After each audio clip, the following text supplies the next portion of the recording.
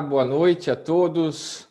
Nessa sexta-feira com frio, mas em busca de conhecimento, sejam todos muito bem-vindos ao painel Turismo e Segurança Pública do congresso realizado pela OAB e pela ESA, Escola Superior de Advocacia. Gostaria de fazer os meus cumprimentos iniciais a todos os palestrantes, nossos convidados de hoje, meu amigo Dr. Isaac, Dr. Noel, Dr. Leandro, nosso jovem advogado, Coronel Dr. Martins. Daqui a pouco vou falar um pouco da metodologia que vai ser aplicada nessa palestra, do currículo dos nossos mestres, e um cumprimento também especial a todos que nos acompanham pelo Congresso. Me permitam, e aí nós tivemos o início com a publicidade, né? Fazer um agradecimento especial à ESA, na pessoa do Dr. Marcos Vinícius, Dr. Pedro Miranda, e ao nosso presidente, nosso amigo Dr. Rafael Horn, nossos dirigentes que, nesse momento de pandemia, não medem esforços, né, para possibilitar que a ordem lá esteja sempre presente, seja pela busca da justiça, seja também pela busca do conhecimento. Dr. Leandro Gornick Nunes, advogado, doutor e mestre em Direito pelo Direito do Estado pela Universidade Federal do Paraná, professor de Direito Penal e Criminologia na Universidade da Região de Joinville. Então, senhores, passado o currículo, a metodologia de como vamos fazer o nosso debate, gostaria de passar a palavra aos palestrantes, começando pelo Dr. Leandro. Dr. Leandro, muito obrigado por ter aceitado nosso convite e a palavra está com o amigo. Muitíssimo obrigado, Dr. Orlando. A exemplo do que o senhor já fez, eu também me sinto na obrigação de saudar o nosso presidente do Conselho Seccional, o Dr. Rafael de Assis Horn, responsável direto pelo convite, intermediado pelo professor Pedro Miranda de Oliveira, a quem eu saúdo, a comissão organizadora do evento, e também não posso deixar de saudar o Dr. Orlando, sempre de forma muito simpática, aí, né, nos acolhendo, ainda que de modo remoto, mas nos deixando muito à vontade, muito felizes de estarmos aqui participando desse evento ao lado de palestrantes, colegas advogados, conhecedores de forma profunda desse tema, que é um tema talvez pouco refletido pelos atores jurídicos, que nem sempre costumam fazer a conexão entre o ramo do turismo e a questão da segurança pública, o que aparentemente é um equívoco na medida que esses temas estão imbricados. Então, eu saúdo Vossa Excelência, presidente da Comissão de Direito Aplicado ao Turismo da OAB de Santa Catarina, saúdo o Dr. Isaac Vaz Septiba Pires, Dr. Martins, saúdo também o Dr. Noel Baratieri, que é presidente da Comissão de Segurança, Criminalidade e Violência Pública da OAB de Santa Catarina, que é uma comissão que eu tenho um carinho especial, porque quando fui conselheiro estadual, tive o privilégio, a honra de ser o seu presidente, na gestão, então, do presidente Brincas. E saúdo, especialmente, né, cada colega advogado que nos assiste nesse momento. Sintam-se todos abraçados, ainda que à distância, porque este colega é um apaixonado pela profissão, é um colega preocupadíssimo com o prestígio da nossa profissão, da nossa área de atuação, dessa função essencial à justiça que é a advocacia. E gostaria de saudar, por último, os funcionários da OAB, faço isso na pessoa da Thaís, que também gentilmente intermediou aí os ajustes técnicos e nos acolheu nesse gigantesco evento, um evento gigantesco, nunca pude ver nada semelhante com a variedade de temas, de convidados, a participação intensa de colegas advogados, com temas importantíssimos. De fato, é um privilégio para nós, advogados de Santa Catarina, termos condições de participar de um evento desse. Saúdo também os estudantes que eventualmente estejam nos assistindo. Muito bem, sintam-se todos, repito, fortemente abraçados por mim. Com relação à importância do tema, eu gostaria de salientar, então, inicialmente, que segundo o levantamento, e eu já antecipo, eu não sou um especialista no ramo do turismo. Meu assunto é criminologia, direito penal, saberes criminais, política criminal. Essa é a minha área, digamos assim, de atuação e de maior imersão nos estudos. Mas eu pude verificar que dentro do nosso PIB, o turismo ele tem uma fatia muito relevante. Então, segundo dados aí disponíveis através de uma organização civil em escala mundial, a World Travel Tourism Council, com dados de 2019, já informação atualizada, nosso PIB ele é constituído cerca de 7,7% através da atividade do turismo. E dentro do mercado de trabalho, o turismo ele seria responsável por cerca de 8% do total dos postos de trabalho. Então, não há a menor dúvida que turismo é um assunto sério, turismo é um assunto importantíssimo e que se conecta com a questão da segurança pública, porque um lugar que não tenha mínimas condições de segurança não será um lugar atrativo para o desenvolvimento da prestação do serviço no âmbito do turismo. Então, segundo uma pesquisa da Confederação Nacional do Comércio de Bens, Serviços e Turismo, referente só ao estado do Rio de Janeiro, no ano de 2017, não é um dado tão atualizado, mas ele é um dado preocupante e é um dado importante, haveria uma perda de receita na casa de 657 milhões no ano de 2017, por conta da questão da insegurança, da violência. Muito bem.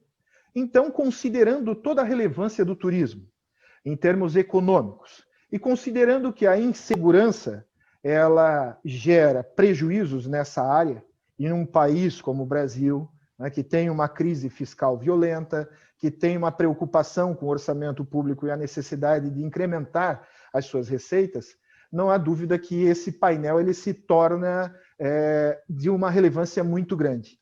Então, senhores, eu fui analisar o Plano Estadual, né, de Segurança Pública e Defesa Social de Santa Catarina, realizado no governo ainda de Pinho Moreira, para os anos de 2018 e 2028. E fui verificar dentro desse plano de segurança pública e defesa social, eu fui verificar quantas vezes a palavra turismo ela aparecia dentro desse documento oficial do governo de Santa Catarina.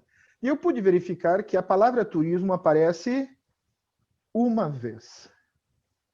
Uma vez na apresentação do documento assinada pelo governador, então, o governador Pinho Moreira. Então, o governador, ele, num determinado trecho, permitam-me brevemente a leitura, abre aspas, ao longo de mais de 3 décadas de vida pública, eu pude acompanhar a instalação de inúmeras empresas em solo catarinense. E os empresários sempre nos confidenciavam que os índices relativos à criminalidade tinham pesado na decisão. O mesmo vale para o turismo. Na hora de escolher onde passar as férias, o turista também leva em conta a segurança do destino, fecha aspas. Então a gente percebe que Santa Catarina, ela é, em comparação a outras unidades da federação, um estado onde tem uma condição de segurança infinitamente melhor do que outras unidades da federação. Nós temos problemas sérios, nós vemos dia após dia organizações criminosas se espraiando, ampliando a sua atuação, especialmente por conta da guerra às drogas, por conta do mercado das drogas. A gente tem visto uma preocupação, especialmente dentro do sistema prisional, onde dia após dia essas organizações vão arregimentando mais e mais, entre aspas, força de trabalho, através de jovens que vão sendo acolhidos por essa forma, por essa organização, por esse aparato de poder. Então, não há dúvida que a gente precisa pensar de que maneira a gente vai reagir, se a gente vai seguir as estratégias tradicionais ou se algo de diferente precisa ser feito para o benefício desse ramo econômico, desse setor, dessa fatia importante do nosso PIB, que é o turismo. Muito bem. Com relação à criminalidade, violência, condutas desviantes que podem causar, então, prejuízo ao turismo, A gente pode aqui se valer de uma classificação de delitos muito simples, né? O nosso tempo é curtíssimo, muito incipiente, mas que pode ajudar a ver aonde eu quero chegar. Nós temos crimes planejados, crimes que são melhor organizados, e aí um exemplo seria o terrorismo, que geraria um receio no turista, fazendo com que ele não frequentasse espaço onde tendencialmente pudesse haver algum tipo de atividade terrorista. E isso no território europeu é algo mais sentido, né? Nos países árabes também. E nós temos os crimes de oportunidade, aquela criminalidade de rua, aquela criminalidade de varejo, furtos, roubos, estelionatos, eventualmente, de forma muito mais incomum, algum crime sexual, um estupro, notadamente. Mas o que vai, no caso brasileiro, e aí depois eu gostaria de ouvir os doutores que são especialistas na área do turismo, né? Mas eu tenho a impressão que entre nós, aqui no Brasil, o que mais prejudica ou acaba prejudicando não são delitos planejados, são delitos de oportunidade. Então, essa criminalidade de rua que, de repente, choca, né, como ocorreu há alguns anos, citar um exemplo da ilha, né, um exemplo aqui de Santa Catarina, em que um turista argentino ele acaba de chegar na praia de Canasvieiras e ele, antes mesmo de chegar ao hotel, ele vai com a família para ver o mar e ali ele é vítima de latrocínio e acaba perdendo a vida. Isso é um fato gravíssimo, repercutiu muito, mas é um exemplo do que pode, de repente, fazer com que o turista, notadamente o argentino, que é um público muito importante para a área do turismo no Brasil, ele, de repente, pense duas vezes em vir para o Brasil ou para Florianópolis, enfim, para Santa Catarina. Muito bem, então, nós temos aqui um conjunto de fatores que concorrem para a existência, em maior ou menor escala, desses crimes, digamos assim, de oportunidade, dessa criminalidade de rua, desses furtos, roubos, estelionatos, ou, enfim, ações mais isoladas, pouco planejadas, de oportunidade mesmo. Nós temos no país, e aí isso aqui precisa ser trazido, porque quando nós vamos falar de segurança pública, nós não devemos projetar simplesmente estratégias de controle com o emprego de tecnologias, com o incremento do aparato de policiais, viaturas, equipamentos. Isto é uma ação importante, mas ela se mostra notadamente, de forma inescondível, melhor dizendo, ela se mostra insuficiente. Então, a gente precisa raciocinar a respeito das raízes socioeconômicas da violência estrutural, para usar a expressão do professor Alessandro Barata, né? da questão relacionada à violência econômica, da injustiça social. Nós temos gravíssimos problemas, eu vou só mencionar problemas na área da educação, na área da saúde pública, na área da moradia, de saneamento básico, de acesso ao mercado formal de trabalho e, consequentemente, ao sistema de previdência social. Nós vimos aí na abertura dos trabalhos a propaganda da Caixa de Assistência, a preocupação com o futuro, né, como que nós, advogados, vamos ficar depois de uma determinada idade, quando as nossas forças, digamos, físicas possam diminuir. Então, se isso já é uma preocupação para nós, pessoas com curso superior, com maior acesso à possibilidade de sobreviver economicamente através de meios legítimos, se isso já é difícil para nós, imagine para uma grande parcela da população que fica excluída do modelo político-econômico desenvolvido no nosso país, não de hoje, já há muito tempo, né? São décadas e décadas, quem sabe o mais correto, séculos.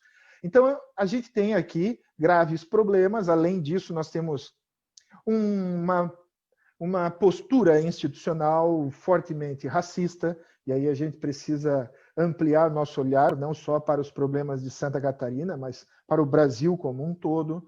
Nós temos concentração de renda, e ao que tudo indica, a reforma tributária ela vai conservar os interesses dos grandes capitalistas, daquelas pessoas que são detentoras de um grande capital, sistema financeiro, algumas isenções politicamente interessantes, e aí a solução, ao que tudo indica, seria a taxação, a tributação em cima de livros. Vejam só que coisa curiosa, né? E o nosso sistema prisional, que é uma lástima na medida que ele deforma o sujeito, isso não é nenhuma novidade.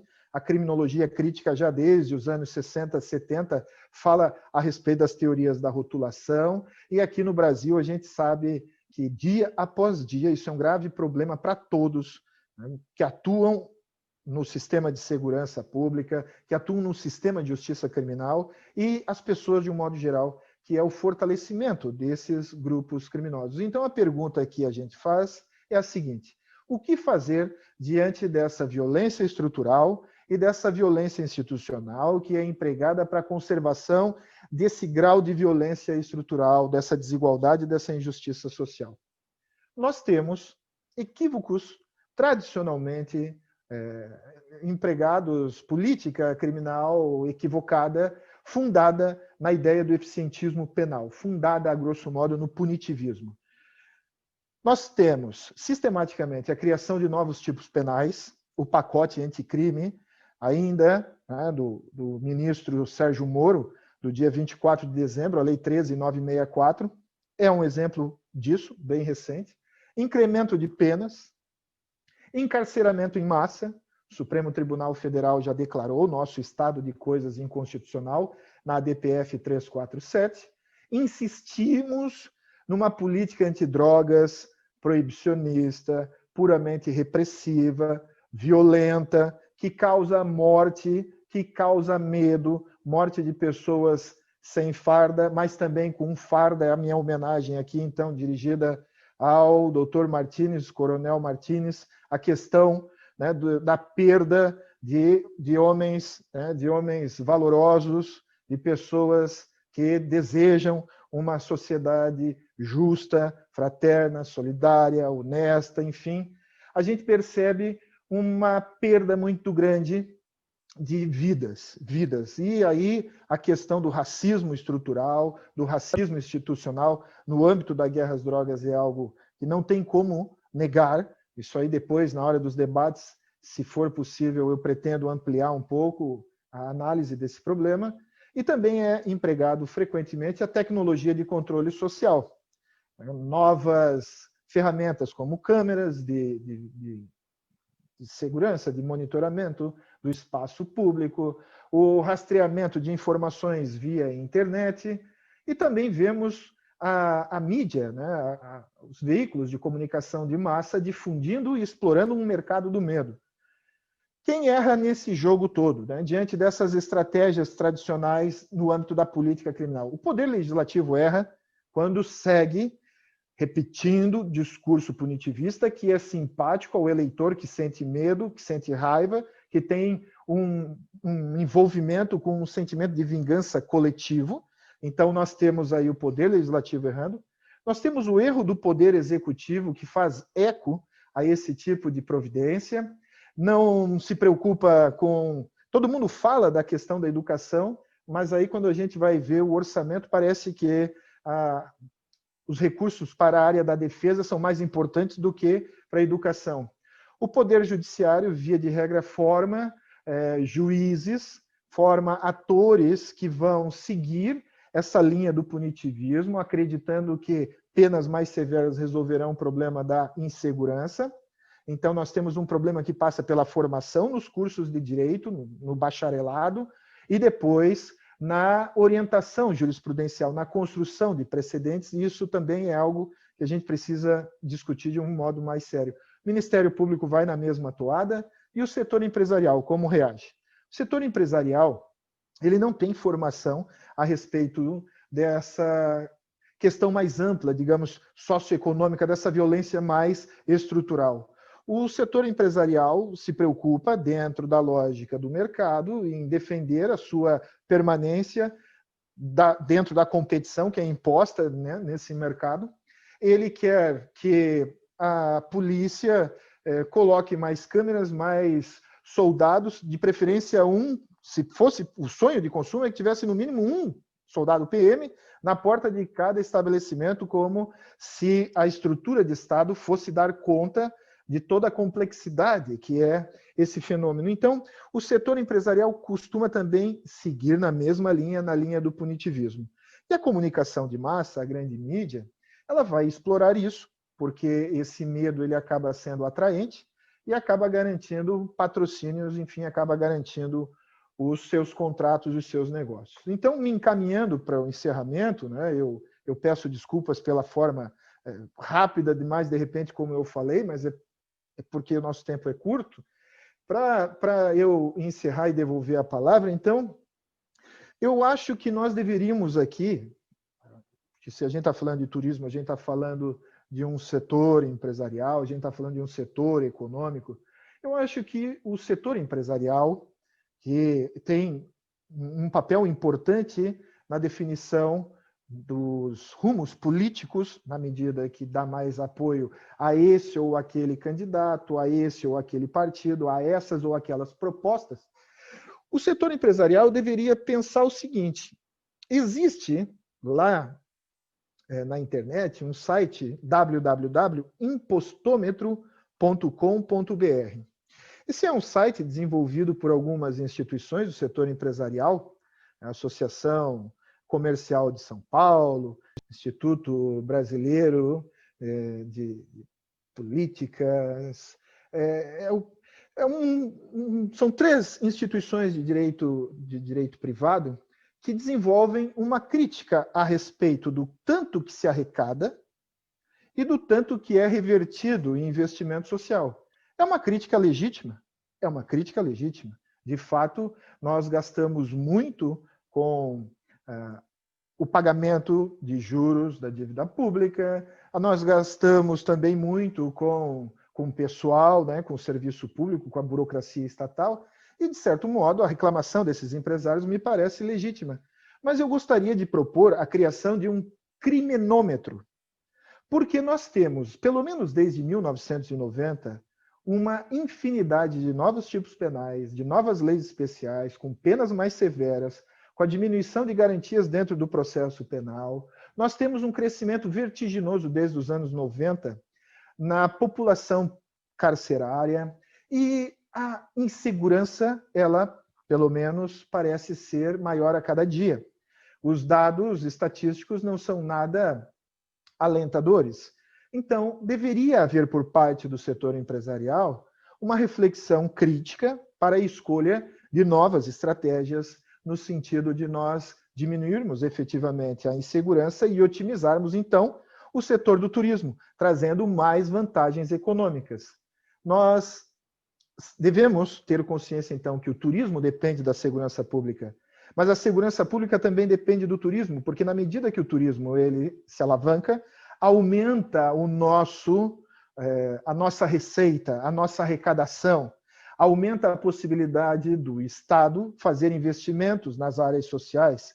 Então, nós devemos ter, por parte de todos, setor público, a iniciativa privada, a academia, que parece ser desprestigiada na hora de nós dialogarmos na construção de políticas criminais alternativas. É necessário deixar de lado o populismo punitivo, deixar de lado aquilo que, eventualmente, a população menos esclarecida ouve com mais simpatia, mas que não traz os efeitos desejados para todos. Tudo deve ser mediado, portanto, por uma política de distribuição de renda e inclusão social. Isso vai ser, estrategicamente falando, melhor para todos, não só para as pessoas que são destinatárias imediatas de políticas sociais, mas para o setor empresarial, e não só o setor de serviços, mas o setor industrial. A gente precisa agir de uma maneira que o Estado pare de prestigiar setores improdutivos, me refiro ao rentismo, e dê mais valor àquilo que realmente produz riqueza, ao setor de serviços, ao setor industrial, porque é disso que é nessa área econômica que a gente consegue reverter em políticas sociais. E então me despeço aqui com uma frase de Karl Marx, lá do século XIX, 1844, em que Marx, na introdução à crítica à filosofia do direito de Hegel, Marx vai dizer que a religião seria o ópio do povo, no sentido de desconectar o sujeito da realidade, no sentido de ser, de alguma maneira, entorpecente, porque faz com que o sujeito, muitas vezes, fique num plano mais metafísico e não perceba a concretude das relações da vida. essa crítica ela é uma marca, né, esse materialismo histórico, esse materialismo dialético é uma marca inequívoca do pensamento de Marx. E pensando a respeito dessa frase lá do século XIX de Marx, eu tenho visto que o punitivismo ou o eficientismo penal, ele tem atuado também como se fosse uma religião. Há um ato de fé. Nós acendemos uma vela a cada dia para o punitivismo, acreditando que o direito penal, acreditando que a maior violência oficial do Estado através das penas criminais, acreditando que a maior ação de controle social através dos aparelhos, né, policiais vai gerar a solução dos problemas. E não gera porque isto não é de hoje. Essa crise de segurança que nós vivemos no Brasil não é de hoje. A gente tem uma política proibicionista de drogas que faz com que o preço final da cocaína, para falar de uma droga que vive agora no noticiário, sendo exportada via portos, toneladas e toneladas, só no porto de Itapoá, aqui na região norte e nordeste de Santa Catarina, mais de 1 tonelada foi apreendida só este ano. Imagine, então, se mais de 1 tonelada foi apreendida e continuam usando esse porto como um dos canais para levar essa droga a outros países, imagine o que não passa. Porque ainda assim, apesar da perda de mais de 1 tonelada desse ouro branco, nós vemos que eles continuam usando a mesma estratégia. E a Polícia Federal e a Interpol fazendo ações transnacionais para tentar cruzar dados e pegar essas pessoas. Ela faz isso 1 vez por ano, 1 vez a cada 2 anos. Muitas vezes essas operações levam 2 anos até ter um desfecho, como ocorreu recentemente no Brasil todo. Isso é muito custoso e a gente não resolve o problema das drogas. E aí a droga ficando mais cara, aumenta o potencial econômico, aumenta, consequentemente, o potencial político dessas facções, que são, em grande parte, um dos graves problemas que a gente tem na sensação de insegurança no país, prejudicando, então, o turismo. Eu diria, então, que nós precisamos largar mão dessa religião porque ela tem se mostrado narcotizante. Precisamos abandonar essas estratégias do eficientismo penal, do punitivismo, porque isso é um fracasso. E nós precisamos de homens públicos com coragem de assumir esse fracasso para que a população e os veículos de comunicação social comecem a ter consciência desse fracasso. Do contrário, a gente vai ficar, como diz o pessoal da polícia mesmo, enxugando gelo. A gente vai ficar perdendo tempo, dando murro em ponta de faca e perdendo vidas valorosas. Em todos os polos, né? Não só com quem usa a farda, mas também quem não usa a farda. E aí os exemplos de crianças mortas, pais de família, são chocantes e são bárbaros. Então essa é a minha modesta contribuição para o debate. Doutor Orlando, agradeço a paciência, peço desculpas se extrapolei muito o meu tempo. Devolvo a palavra. Muito obrigado. Doutor Leandro, nós que agradecemos aí, né? Teremos aí ao final as perguntas ainda. Nós agradecemos muito o amigo ter trocado esse conhecimento conosco. Há uma realidade muito séria, né? E quando a gente fala em turismo e segurança pública, que nenhuma cidade turística que não tenha segurança, o turista não vem, a parte privada não vai investir. Então, é um tema muito relacionado, né? E essas políticas públicas, como o amigo muito bem colocou, a importância de se discutir também junto com a academia e com os institutos, né, vamos dizer assim, de estudo, porque as ações feitas com populismo muitas vezes não geram uma eficiência pronta, né, para que a gente resolva o problema. Então, ao amigo, muito obrigado, né? Ainda vamos falar mais um pouco. Agradeço de coração ao mestre, ao nosso professor, de ter aceito o convite e ter dividido conosco, compartilhado seu conhecimento. Eu passo a palavra ao doutor Leandro para que faça as suas considerações finais ou queira falar sobre a fala do doutor Isaac ou do comandante doutor Martins.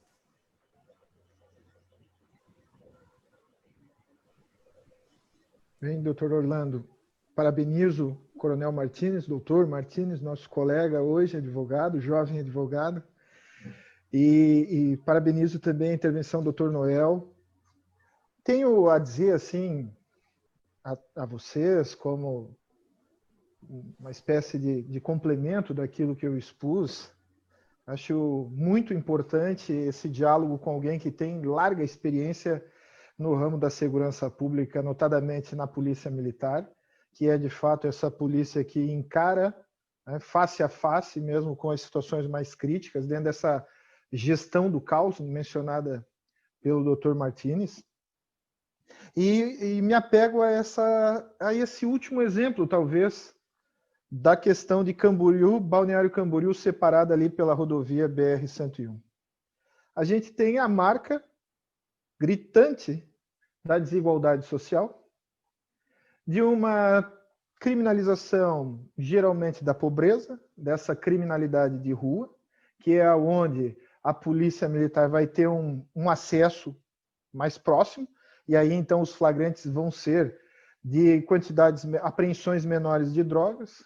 O mercado das drogas continua prosperando em todos os lugares, não é só um problema eventual dessa ou daquela cidade, é de todas as unidades da federação, é um problema talvez mundial e tem a ver com a maneira como nós estamos nos relacionando enquanto seres humanos e os impactos disso no psiquismo das pessoas e na necessidade de se utilizar desse tipo de paliativo para fazer frente aí a tristeza, ansiedade, depressão, etc., uma fuga da realidade.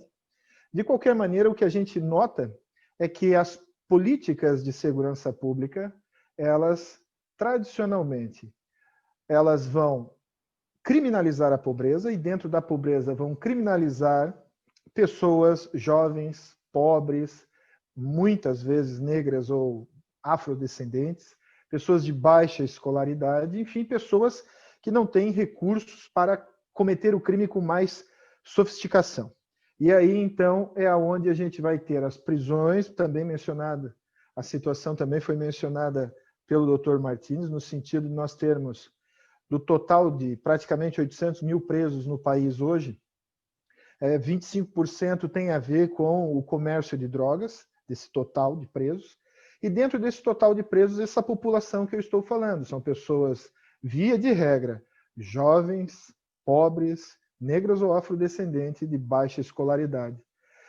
E os setores estratégicos, seja no setor público, seja no Estado, ou seja na iniciativa privada, que tem interesse e faz pressão, continua, me parece, reproduzindo esse caos, que não é... A gente tem em Santa Catarina uma condição melhor, isso é indiscutível, mas também a gente tem uma desigualdade bem menor em relação a outras unidades da federação, e ao invés de nós mudarmos as estruturas da economia política, a gente segue jogando jovens fardados para dar tiro ou tomar tiro de delinquentes, de desviantes, e aí a gente vai acumulando os corpos cinicamente.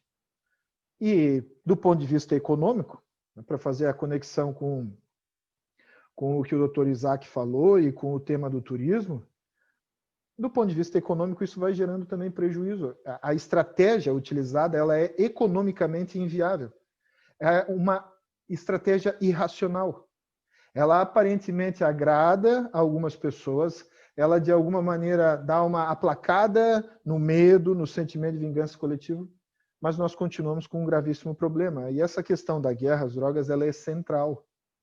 E a gente tem o exemplo histórico, né? O Dr. Martins falou da questão da escola de Chicago. Em Chicago a gente teve o fenômeno no século passado, o fenômeno do Al Capone, da lei seca, e do poder que se deu a essa espécie de máfia, essa espécie de cartel, com a criminalização. E o mesmo ocorre com as drogas. Então existem incontáveis estudos que apuram o problema, que inclusive eu tenho certeza são constatações que os próprios membros das forças policiais reconhecem a irracionalidade e lamentavelmente parece que do ponto de vista da opinião pública prevalece ainda uma ideia ingênua, uma ideia simplista de puro punitivismo, repressão. Pouco se faz efetivamente em termos de uma prevenção para além do controle social. E a gente vai continuar perdendo, quem sabe, não só vidas, mas vou aqui fazer um apelo, talvez não mais correto do ponto de vista da ética, mas perdendo riqueza, perdendo dólares, perdendo investimento público, arrecadação, etc. É isso que eu queria complementar, quem sabe, depois de tudo que eu ouvi das colaborações aí dos colegas de painel. Devolvo a palavra ao Dr. Orlando.